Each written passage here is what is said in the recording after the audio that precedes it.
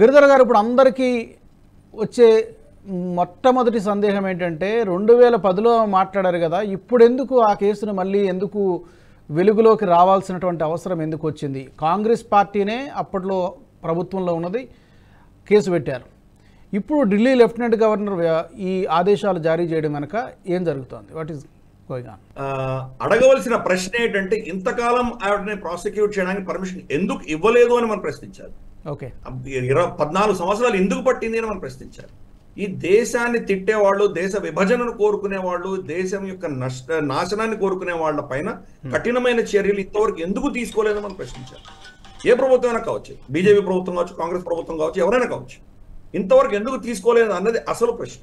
ఇప్పుడు తీసుకున్నారా, ఇప్పుడు తీసుకోవడంలో ఉద్దేశం ఏంటంటే, ఎప్పుడు తీసుకున్నది ఈ ప్రశ్న. అప్పుడు ఎలక్షన్ ముందర తీసుకుంటే ఎలక్షన్ కోసం చేస్తున్నారంటారు, ఎలక్షన్ తర్వాత చేస్తే కనుక ఇదేదో ఇంకా నిరంకుశ ప్రభుత్వం అంటారు. దానికి ప్రతిదానికి ఏదో ఒక నెపం చెప్పడం అన్నది మనకు ఆనవాయితీ.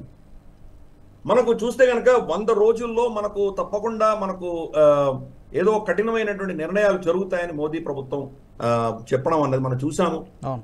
దాని దృష్ట్యానే మనం ఇన్ఫాక్ట్ ఈ ఎన్నికల ముందరే అరవింద్ కేజ్రీవాల్ లాంటి వ్యక్తిని అరెస్ట్ చేయడం, ఏదో మామూలు ఘోటాలాలు చేసి ఏదో కొన్ని 100 కోట్లో 1000 కోట్లో తినేసిన వాళ్ళు అరెస్ట్ అయ్యారా లేదా, మన కనిమోళి కావచ్చు, ఏ రాజా కావచ్చు, చిదంబరం కావచ్చు, ఇటువంటి వాళ్ళు చాలా ఘోటాలాలు చేసిన వాళ్ళు కూడా ప్రస్తుతానికి బయట బాగానే తిరుగుతున్నారు, వాళ్ళు జైల్లో లేరు. కేజ్రీవాల్ చేసిన 100 కోట్లో 200 కోట్లో మనకు తెలియదు. అయినా కానీ ఆయన జైల్లో పెట్టడానికి వెనకాల ఉద్దేశం ఏంటంటే, మనకు ఈ దేశంలో అవినీతి కంటే కూడా దేశ విద్రోహమైనటువంటి భావజాలం ఉన్న వాళ్ళ మీద మనం కఠినమైన చర్యలు తీసుకోవాలి. మనకు కేజ్రీవాల్ ఖలిస్తాన్ మూకలు, తర్వాత విదేశీ హస్తంలో ఉన్న విదేశీ శక్తుల యొక్క తొత్తుగా ఇక్కడ వ్యవహరిస్తున్నారు కాబట్టి ఆయన అరెస్ట్ చేయవలసి వచ్చింది. నెపం ఏదైనా కావచ్చు, నెపం బహుశా ఆయన ఏదో లిక్కర్ కొట్టాల కావచ్చు, కానీ దాని వెనకాల ఈయన ఒక పెద్ద కుట్రకి ఒక పావుగా వాడబడుతున్నాడు కాబట్టి ఆయన అరెస్ట్ చేయవలసి వచ్చింది. అలాగే అరుంధతి రాయ్ గతంలో ఆవిడ చేసినటువంటి వ్యాఖ్యానాలు మనం చూస్తే కనుక ఇన్ని మన సైన్యం వెళ్ళి ఆక్రమించుకుంది అని ఆవిడ చెప్పింది. ఇది ఒక నెరేటివ్, పాకిస్తాన్ నెరేటివ్ అని ఉద్దేశించి ఆవిడ మాట్లాడడం జరిగింది. అలాగే మన తెలంగాణలో కూడా కవిత ఇచ్చిన స్టేట్మెంట్ కూడా, కాశ్మీరు తెలంగాణ రెండింటినీ భారత సైన్యం జబర్దస్తి కబ్జా చేసుకుంది అని ఆవిడ స్టేట్మెంట్ ఇచ్చింది. అప్పటి ప్రభుత్వాలు కవిత మీద కూడా దేశ విద్రోహ చట్టం కేసు ఆవిడ మీద నమోదు చేసి ఆవిడ మీద కేసు నమోదు చేయడం అనేది జరిగింది.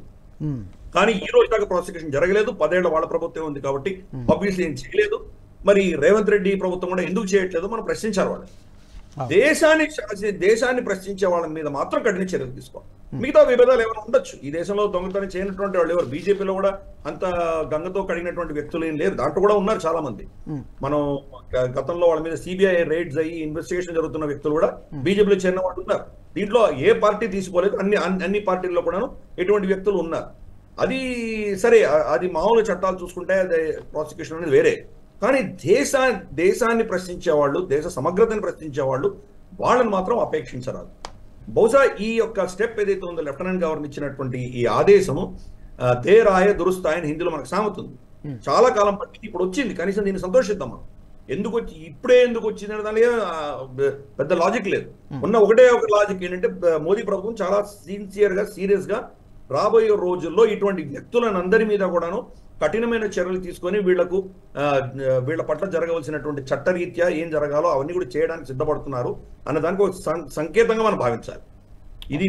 ఇది ఆరంభమే. కానీ దీని తర్వాత ఇంకా చాలా మంది ఇటువంటి పెద్ద శక్తులు ఎవరైతే దేశానికి వ్యతిరేకంగా వాళ్ళు పనిచేశారో వాళ్ళనందరినీ కూడాను ప్రాసిక్యూట్ చేసి వాళ్ళందరినీ కూడాను జైల్లో పెట్టవలసిన ఆవశ్యకత ఉన్నది. గతంలో అపేక్షించినట్లు ఇప్పుడు అపేక్షిస్తే లాభం లేదు. ఈ ఎన్నికల్లో కూడా చూసాము విదేశీ హస్తం ఎంత ప్రభావం చూపించిందో. ఇలా చేసుకుంటూ పోతే కనుక మన సమాజం విచ్ఛిన్నమయ్యేటువంటి పరిస్థితి ఉన్నది. ఆర్టిఫిషియల్ ఇంటెలిజెన్స్ కావచ్చు, లేదా మనకు ఇతరత్ర సోషల్ మీడియా కావచ్చు, దీన్ని వాడుకొని ఎటువంటి ఫేక్ నెరేటివ్స్ వీళ్ళు రన్ చేశారో మనం చూసాం. ఆ ఫేక్ నెరేటివ్స్ రన్ చేస్తున్న వాళ్లకు తొత్తులుగా వ్యవహరిస్తున్నటువంటి మన దేశంలో ఉన్నటువంటి శక్తులలో ఒక శక్తి అయినటువంటిది అరుంధతి రాయ్.